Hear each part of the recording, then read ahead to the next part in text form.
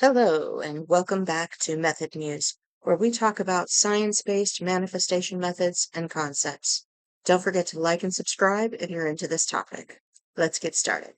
Today we're talking about working smarter and how to work smarter to speed up your manifestation and support your intentions and avoid resistance, all the good stuff. So the first thing about working smarter is active learning. A lot of the time, when we set an intention, we'll start doing the visualization, we'll start doing the affirmations, we'll look up some affirmations online, and we'll just start doing those every day, and we'll maybe write in our journal. But this is all passive ways of learning a new identity. If you want to be active about receiving your manifestation more quickly, when you go out and actually physically take the inspired actions, like let's say you're manifesting a big new house. I've been on this trip lately, and let's manifest a big new house. Let's just do that. So wherever you're living now, that is your this is my house identity, right? So when you try to change that, when you say I'm going to move from, let's say you're in an apartment, right? I'm going to move from an apartment that I'm renting to a big new house that I own. You go from identity apartment renter and all of the filters and systems that are attached to the predictive processing of apartment renter, and you go to home owner. It doesn't seem like a big leap consciously. You're just moving spaces, and realistically, that is what it is. But you're adding in all these other things because homeowner has different responsibilities than apartment renter. Do you see? Homeowner has different priorities, different problems, different situations, different things to consider in the long run than apartment renter does. So building your knowledge about what it means to be a homeowner, or let's say if it's a relationship, to be a spouse, to be a parent, to be actively engaging in the manifestation, to be part of it, to be solving the problems that will naturally proceed from it, and to be looking for that evidence that you are safe in doing so. Because remember, trying to change your system is going to hit that survival loop. And the active learning actually puts you in a sort of simulated safety. So let's say you're doing the house thing, right? You're going to become a homeowner. You could take a homeowner's course online, maybe even a free one, about what it means to own a home. This starts to lock in safety. Hey, yeah, I can understand these problems and I can know what to anticipate and what to expect in having these situations safe. You can go to open houses, talk to them. You don't got to sign anything. You don't got to do anything right now, but you can talk to them in different areas where you might want to live and talk about what it would be like having these mortgages, having, whether you're buying it outright, what the process will be for you, right? If it were in the context of a relationship, you could be talking to people who are in long-term relationships. What is this like for you? Particularly ones that you find are very satisfactory, like they are happy in their relationship. You don't want the long-term ones where they're miserable and they're like, oh, I just couldn't get out. Yeah, please don't listen to that because there's lots of opportunity for programs. Okay, you don't have to pick that one. I had to learn that the hard way too.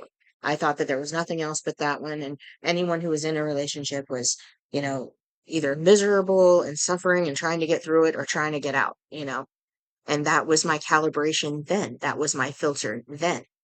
And now my filter is completely different because I've had completely different experiences and aspects of my identity.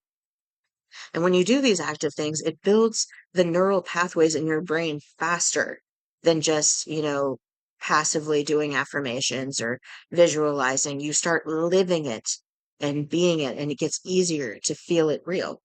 And it can take some practical planning. It takes some being the executive of your own cognition. Executive cognition is a thing, but I'm like being the sovereign of your planning, the organizer of, you know, you don't need to write down every single thing, but make a map of what it is that you want to experience, what it is that you want to feel at the end of it, the kind of life you're going to have when this new thing, this new program takes shape within you and externally.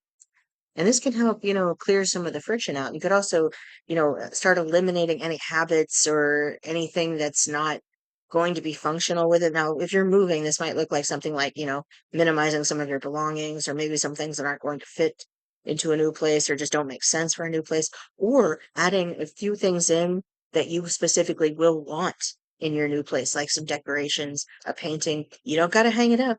Don't got to hang it up, but it's there and it's ready to go, right? Or maybe you've just picked it out. Maybe you haven't bought it yet, but you have it picked out and you have all your furniture picked out and you have all your decorating picked out, you know. Let's say you're going to be in a relationship.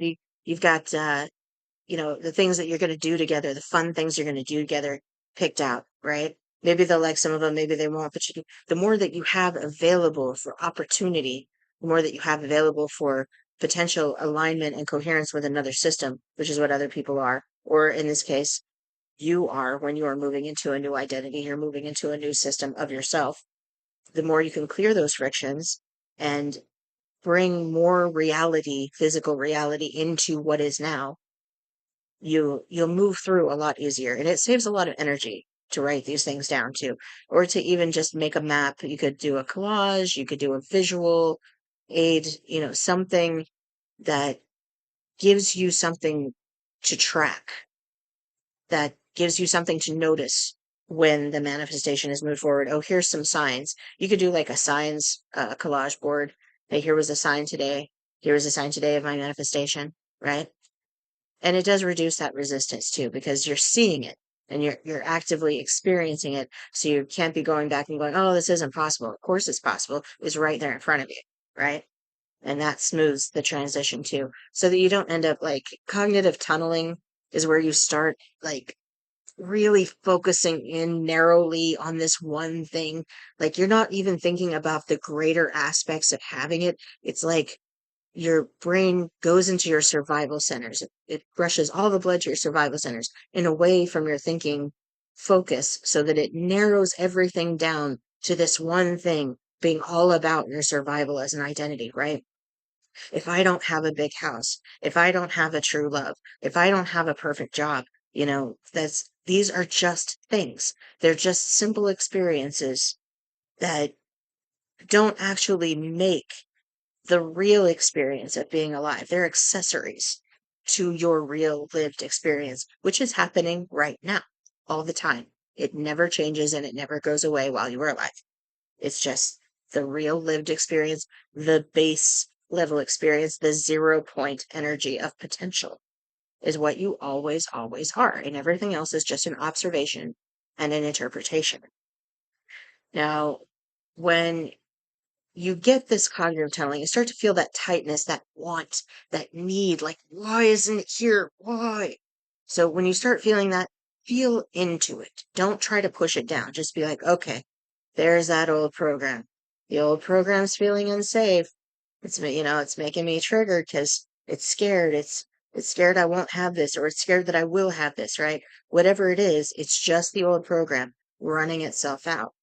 So once you've noticed it and you've fully felt those emotions related to whatever it is that you're feeling scarcity about, take some deep breaths, feel into it, breathe, and then get back to your broader focus of letting more evidence in of why you already have it, where you already have the experience, if not the actual thing. Because these words like true love or spouse or house, or these are just words. They're a shrunken down version of the concept of the thing itself. Okay. And you can have the experience without having the thing itself. You can have the exact feeling without that thing itself, because it is not the thing, it is you and your perception of what the thing means to your identity that is creating the feeling. So I hope this has helped you to understand a little bit more about working smarter and understanding your active learning, your active inspired action of your manifestation, and how to gather evidence that you already have the experience, how to avoid the resistance that comes from that cognitive tunneling, that super pinpoint focus, that spotlight focus on that one thing that you think you don't have. Because you always have it. You are everything. You have everything. Everything is available in your field. You just need to tune your frequency to fully experiencing it in reality. Thank you for listening. Please like, subscribe, and sign up for the Method News newsletter in the description below.